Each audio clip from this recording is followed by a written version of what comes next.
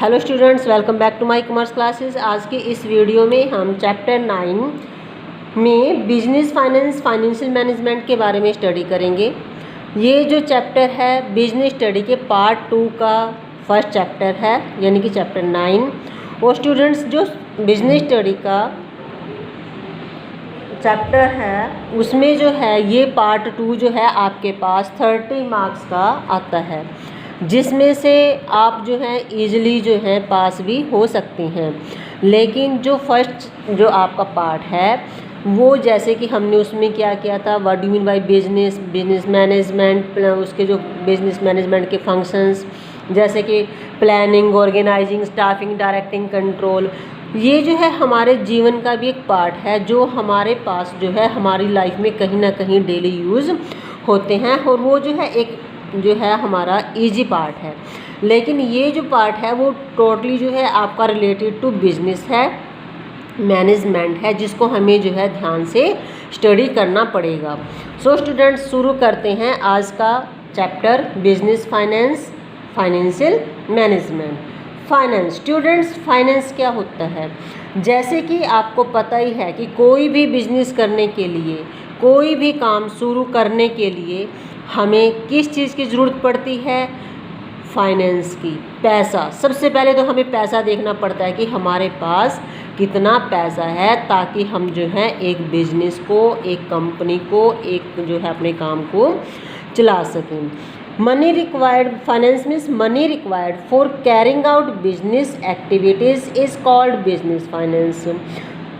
किसी भी business activity को चलाने के लिए हमें किस चीज़ की ज़रूरत होती है? मनी को, मनी चाहिए, उसको हम क्या कहते हैं? Business finance. It is required to establish a business, to run it, to modernise it, to expand और diversify it. It is crucial for the survival and growth of a business. ये जो है हमें बिजनेस को establish करने के लिए भी चाहिए, बिजनेस को रन करने के लिए भी चाहिए, उसको मॉडर्नाइज करने के लिए, क्योंकि टाइम टू टाइम जो है हमारे पास चेंजेस होती रहती हैं, प्रोडक्शन में चेंजेस होती रहती हैं, फैशन में चेंजेस होती रहती हैं। टू एक्सपेंड, उसको जो है बढ़ाने के लिए अपने बिजनेस को। It is crucial for survival, और हमारे बिजनेस के विकास, ग्रोथ, विकास, और हमें जो है मार्केट में अपने आप को सर्वाइव करने के लिए फाइनेंस की बहुत ज़रूरत होती है। Financial management, financial management is concerned with optimal procurement of finance as well as its usage. Students, finance तो हो गया आपके पास मनी। मनी तो सभी के पास होता है, किसी के पास कम, किसी के पास ज़्यादा।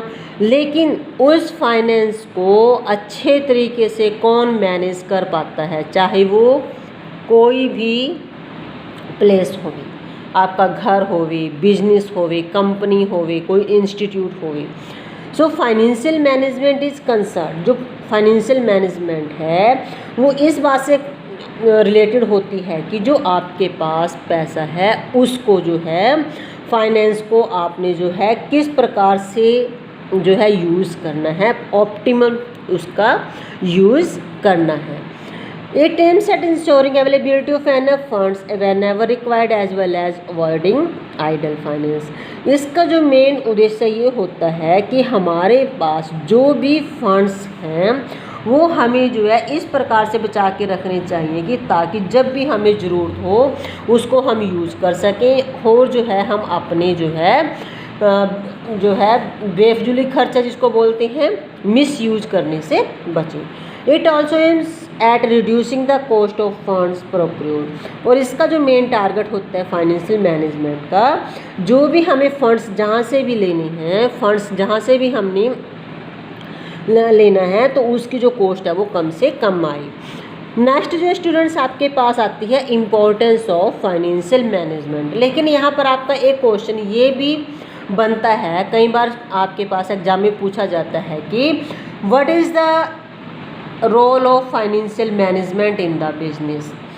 तो रोल ऑफ फाइनेंशियल मैनेजमेंट या importance of financial management is the same thing. So आपने उसके पॉइंट्स इसलिए चाहिए क्योंकि आपको पता है कि फाइनेंस जो है हर एक बिजनेस के लिए, हर एक कंपनी के लिए बहुत ज़रूरी है। So role of financial management can be described as follow. The size, first number point, first the size as well as the composition of fixed assets of the business. जो आपके पास बिजनेस फाइनेंस है वो किसको देखकर होएगा, आपका जो business का साइज़ है और आपके पास फिक्स एसेट जो है बिजनेस में वो कितनी हैं, वो उसके आधार पर जो है कौन डिसाइड करता है, फाइनेंशियल मैनेजमेंट आपकी डिसाइड करती है।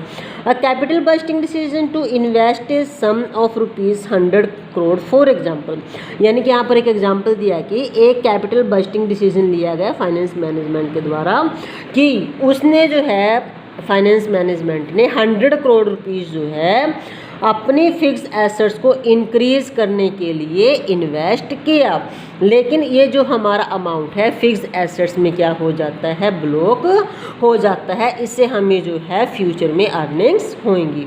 सेकंड पॉइंट इज आपके पास the quantum of current assets as well as their breakup into cash, inventories and receivables.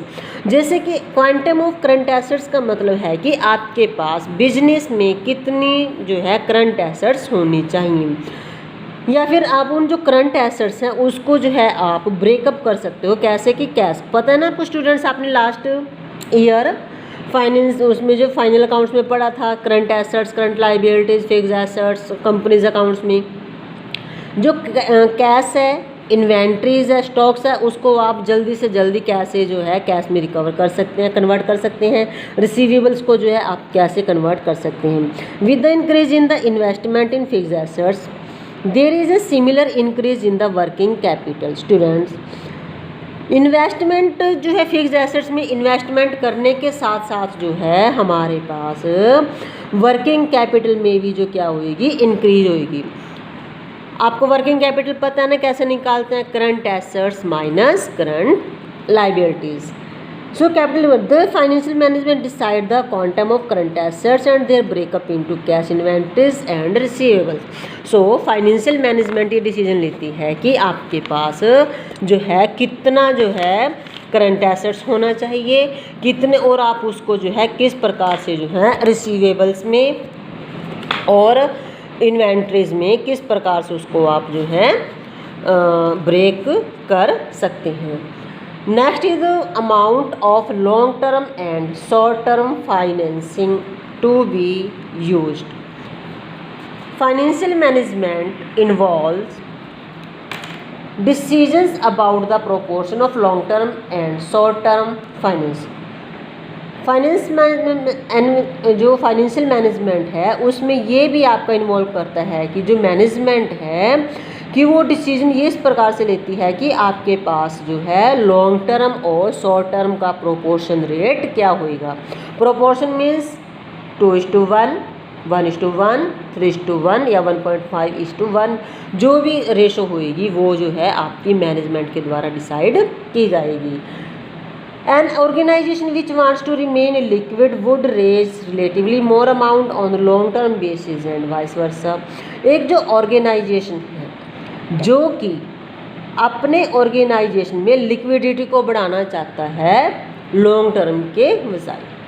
Liquidity means कि वो टाइम टू टाइम जो है जिस चीज़ की ज़रूरत पड़ती है कि उसको जो है पैसे को जो है वो ताकि ईजिली कैश में कन्वर्ट कर सके। तो ये भी डिसीजन किसका होएगा, आपके फाइनेंशियल मैनेजमेंट का। Number 4 is role of financial management का breakup of long term financing into debts, equity etcetera.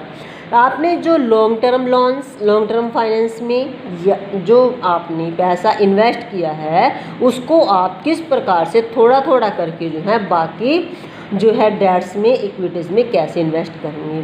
Financial management also determines the source of finance to reduce the cost. Financial management जो है निर्धारित करती है कि जो आपकी फाइनेंस की जो कॉस्ट है, जो फाइनेंस के साधनों की, यानी कि आपने फाइनेंस कहाँ कहाँ से जो है कलेक्ट करना है, उनकी कॉस्ट जो है आपके पास कम आनी चाहिए। It decide what proportion of funds to be raised through debts और इक्विटी, कि किस रेशो में जो है हमने फंड्स जो है डेट से लेने चाहिए और इक्विटी से। डेट और इक्विटी की रेशो आपके पास क्या होएगी ताकि आपको जो है ईजिली फंड्स भी मिल सकें और जो है उनकी कॉस्ट भी है जो है आपको कम पे करनी पड़ी। Number 5 all items in profit and loss account जितने भी items profit and loss account में आपके दिखाई जाते हैं, for example interest, depreciation etcetera.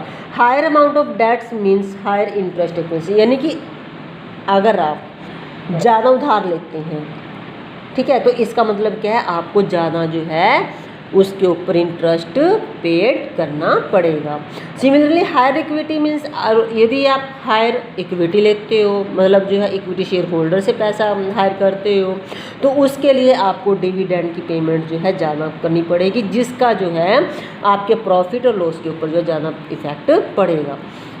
Next topic है स्टूडेंट्स, इसमें फाइनेंस फंक्शंस या फिर 3 फाइनेंशियल डिसीजंस। इसको जो है आप फाइनेंस फंक्शन भी कह सकते हैं और फाइनेंशियल डिसीजंस भी कह सकते हैं। आपकी एनसीईआरटी की बुक्स में जो है ये टॉपिक फाइनेंशियल डिसीजन से लिया गया है।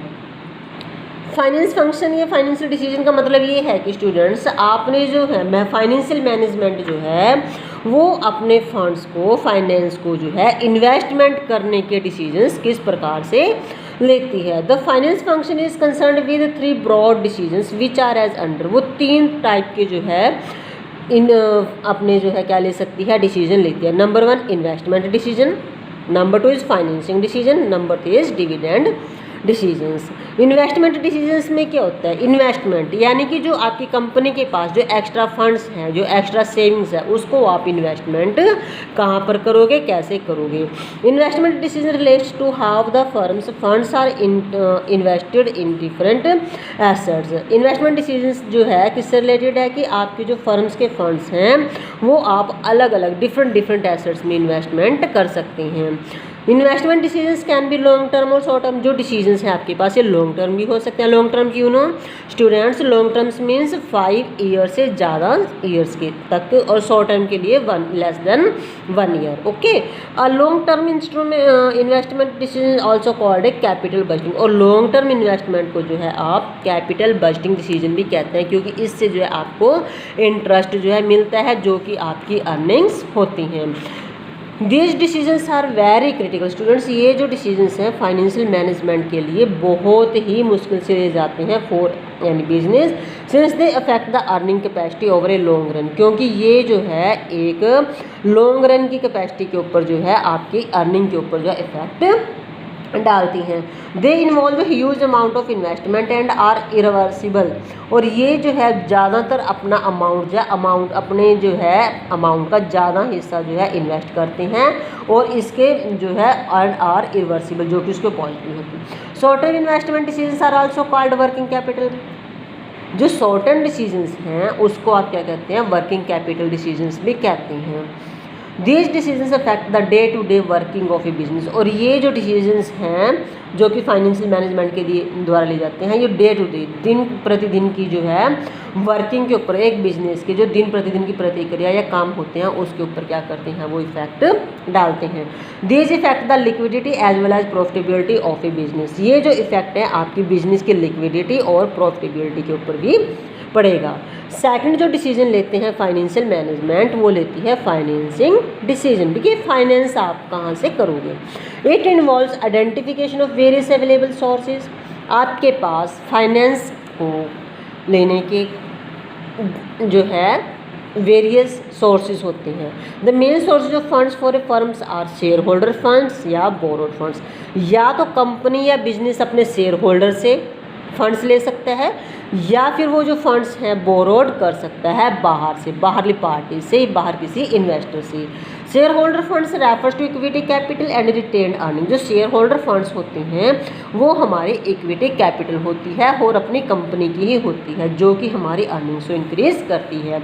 Borrowed funds refers to finance raised as debentures और अदर फॉर्म्स ऑफ डेब्ट। जो हम बाहर से पैसा लेते हैं वो फाइनेंस को बढ़ाता है एज ए डिबेंचर, जैसे कि हम डिबेंचर इशू कर देते हैं, या फिर अदर फॉर्म ऑफ डेब्ट, जैसे लॉन्ग टर्म लोन ले लेते हैं किसी फाइनेंस इंस्टीट्यूट से या कंपनी से, इस प्रकार से। Borrowed funds have to repaid. जो बोरोड फंड्स होते हैं डिबेंचर्स है, उसके ऊपर हमें क्या पेड करना पड़ता है, इंटरेस्ट, जो कि फिक्स रेट से होता है। Moreover interest on borrowed funds has to be paid even out of losses. यहाँ तक कि बोर्ड फंड से अगर आपको चाहे लॉस होए चाहे प्रॉफिट होए वो आपको पेड करने पड़ेंगे। जबकि इक्विटी शेयर होल्डर को जो है आप प्रॉफिट के केस में जो है डिविडेंड वगैरह जो है प्रॉफिट जो डिवाइड कर सकते हैं। Shareholder funds on the other hand involve no commitment regarding payment of returns और रिपेमेंट ऑफ कैपिटल, इसमें कोई भी कमिटमेंट शामिल नहीं होती। नंबर 3 जो डिसीजन लेते हैं financial management, that is the dividend decisions. Dividend is that portion of profits which is distributed to the shareholder होल्डर। स्टूडेंट्स, डिविडेंड जो एक ऐसा पोर्शन है प्रॉफिट्स का जो कि किस में डिस्ट्रीब्यूट किया जाता है, आपके शेयर होल्डर्स में डिस्ट्रीब्यूट किया जाता है। This decision relates to how much profit earned by the company is distributed to share holder and how much is to be retained in the business for meeting the investment requirement.